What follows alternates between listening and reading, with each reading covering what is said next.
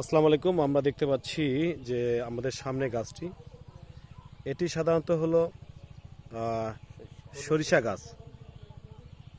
আমরা অনেকেই চিনি, কিন্তু এই সরিষাটা অত্যাধিক মোটা হওয়ার কারণে, এবং এটা একটা সরিষা গাছ। আসলে সরিষা তো ধরে হলো এই, আমরা দেখতে পাচ্ছি যে এই শাখাটার উপরে, এই শাখাটায়। তো অনেকেই আমরা কি করি, সরিষাটা অনেক ঘন লাগাই, আর পাশাপাশি আমরা কিন্তু সঠিক যত্নটা নিই না নেওয়ার কারণে আমাদের সরিষার দানাটা কিন্তু পুষ্ট হয় না। পাশাপাশি আমাদের গাছটা যে বিভিন্ন জায়গায় ছড়াবে সেটা কিন্তু ছড়ায় না। তো যারা সরিষার তেল খেতে পছন্দ করেন, অথবা আপনারা মনে করেন যে আমি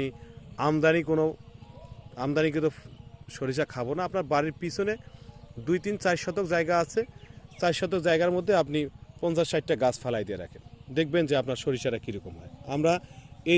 আমরা ভাইয়ের কাছে যাচ্ছি, এই ভাই আপনার এটা একটু জড়াই ধরেন তো ভাইয়া। এটা ওজনের কারণে সরিষার গাছটা চতুর্দিক দিয়ে বাঁকা হয়ে যাচ্ছে। তো এইরকম যদি আপনার সরিষা ফলে, সেক্ষেত্রে মোটামুটি আপনার 2 শতক জায়গায় 5-7 জন পরিবারের একটা যে সরিষার তেল খাওয়া লাগবে সরিষাটা হয়ে যাবে। তো আপনারা যারা বাড়ির আনাচে কানাচে জায়গা থাকবে, এবছর তার সময় নাই, আগামী বছর ঠিক এইভাবেই 2-4টা-5টা করে গাছ ফালায় রাখবেন। পাশাপাশি আপনারা সবজি চাষ করবেন। আপনারা সবজি চাষ করলেন পাশাপাশি সরিষা, তাহলে আমাদের দেশের